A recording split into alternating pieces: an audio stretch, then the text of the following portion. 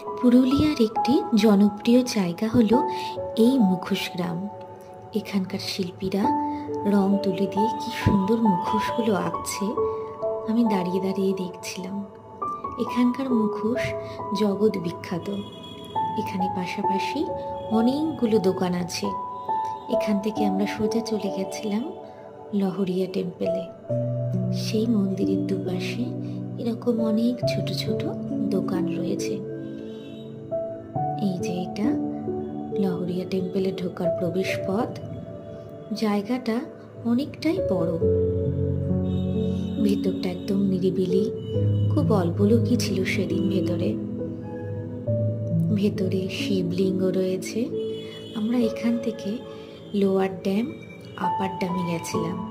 তারপর সেদিনকার মতন আমাদের পুরুলিয়াতে ভ্রমণ শেষ করেছিলাম। ভালো থাকবেন।